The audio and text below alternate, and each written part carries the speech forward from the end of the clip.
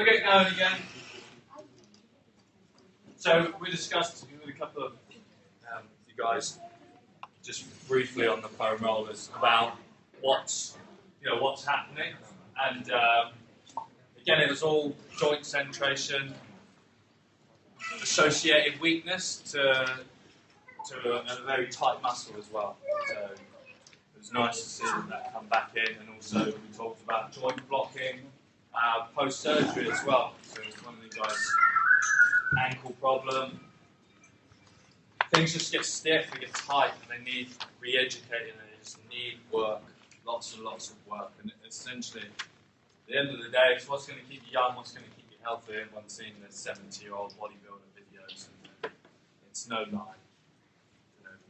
Staying active, looking after your joint, being healthy, training for optimum rather than ideal is the way forward.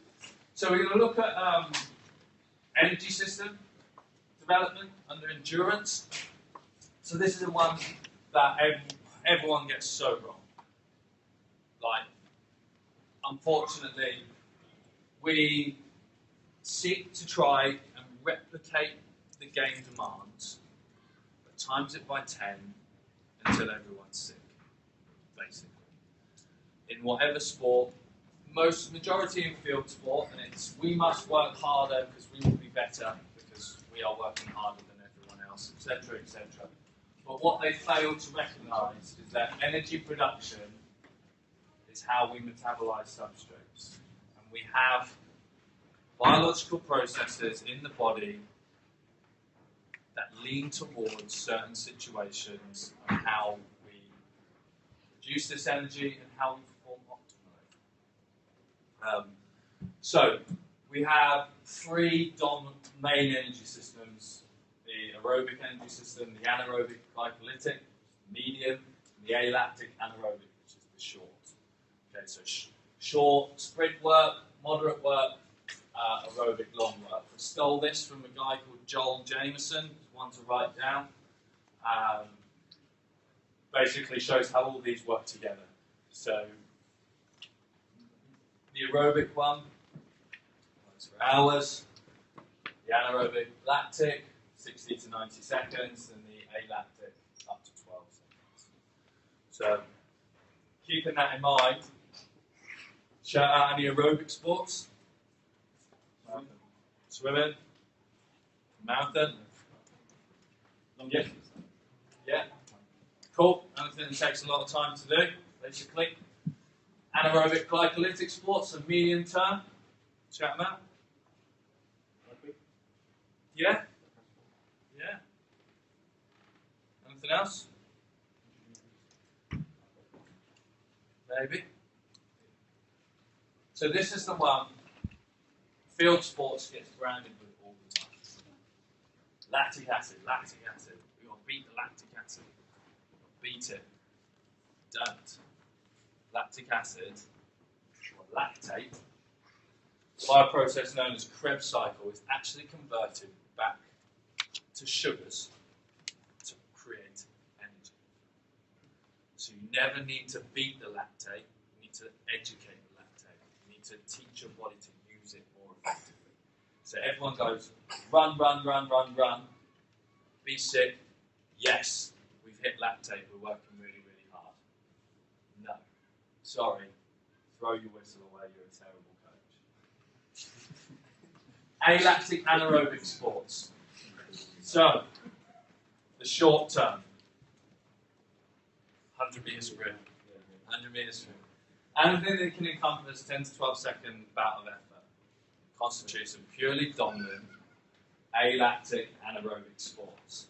So, what we're going to do is a little bit of talent ID. And this covers and ticks off how to identify your goals. What energy system? Dan? You know this one now? It's the alactic. Yeah, sweet. Christian Wade. So remember that they all function together. Take into consideration his best trait. What combination? Glycolytic, anaerobic, and alactic. alactic aerobic. Okay? He has to perform lots of short bouts of effort, but arguably as a way he gets to walk around a lot, or trot, or operate in a low-speed zone, which will purely constitute aerobic work. He has to be very powerful when he needs to be, but can relax and get into position. As well, if you think about your pyramid, the optimum, so the maximal is only good as the operational, and vice versa. Do you think his ability to perform aerobically, his speed aerobically, is faster than mine?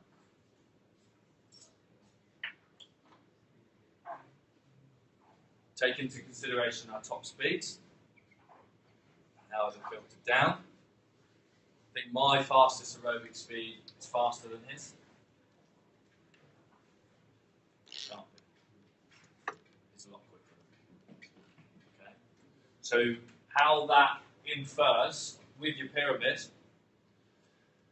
someone who can run 10 meters per second, their ability to operate aerobically will be roughly 5 or 6 meters per second, and they can maintain that 7 meters per second, 7.5 meters per second for bouts of effort before they start accumulating lactate.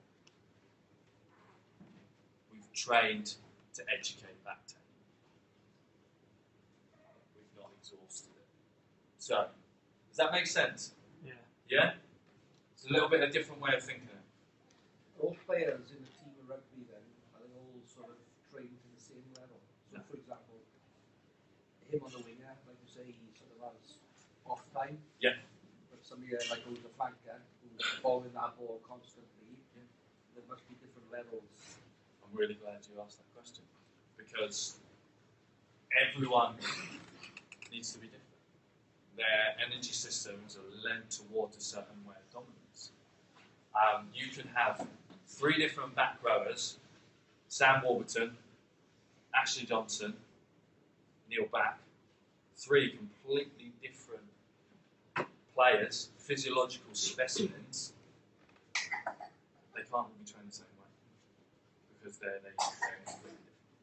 So yeah, you're right, it completely changes, and we've got a couple of examples. Michael Johnson, 400 metre runner, absolute stallion, look at him. I think that's just after he broke the world record. What energy systems? Steroids, not this one. Maybe the other guy. So, all 3. All 3. The aerobic system is the governor of all. It helps to reinforce our ability to manipulate the lactate which is produced in this glycolytic. The reason why it's glycolytic is because it goes back to glycogen, glucose, which is sugar. The reproduction of that is buffered by the aerobic zone. And we teach and we educate. But are you telling me that this guy, after 200 meters, is running as fast as he can, is not going to encounter lactate? It's going to happen. You ever seen a 400 meter finish line? Unless you've just won a world record and you look like that, everyone else is down in the corner in an absolute willing heat. But he needs his alactic because he needs to be able to sprint. It's very fast. So he needs to be able to train his ultimate, because his ultimate will then transfer to his operational. But then his operational levels can be trained to combat the middle. Does that make sense? Your alactic, is that just ATP that's floating around in PCR? ATP PCR system. Phosphocreatine. So some people, when you guys start getting in the gym, a few years' time, you go, Dad, can I take some creatine? No, you can't. Eat vegetables and take vitamins. Get that right first. Okay? So, next one. Joe Launchbury. So this is what it brings. Anaerobic glycolytic and aerobic. It's a workhorse. He again is governor to this system, but his aerobic base is what takes him through. Famous picture of launchers when played against Ireland, final whistle went, everyone was celebrating and he was just like that. Okay? because his work rate is his game, and he needs to be trained in this way. If I could tell you the names he muttered under his breath after the work that we had done, we'd have to turn the camera off. But we worked hard, we worked smart, and some of these boys in this room are actually going through some of the very, very similar physiological processes of training, exactly like Joe Launchbury. The only difference between these guys and Joe Launchbury is an extremely talented rugby player and should have been a rower. Because his aerobic base is phenomenal. Mo Farah, what energy systems? Anyone? A lot. Yeah. So given what we know about how they work with each other, 46 seconds was his final 400 when he won, was it 5,000 in 2012? Yeah. So 45 seconds. His world record. His world record was around 44, 43, I can't remember off the top of my head, but he can produce that after running 9,000 metres. He needs a good top speed. He needs to be able to buffer lactate.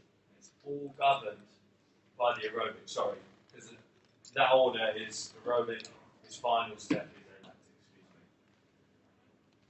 So it's interesting how we identify our goals and what we need to train. That's a little bit of information should be able to help you on your path. Sample workout. Write these down if you want. To develop that aerobic system, you need a minimum of 30 minutes of moderate intensity doing whatever you want in absence of lactic acid. Anaerobic glycolytic, chuck yourself on a bike, 20 on 10 up times 6 times 3 with 3 minutes rest between.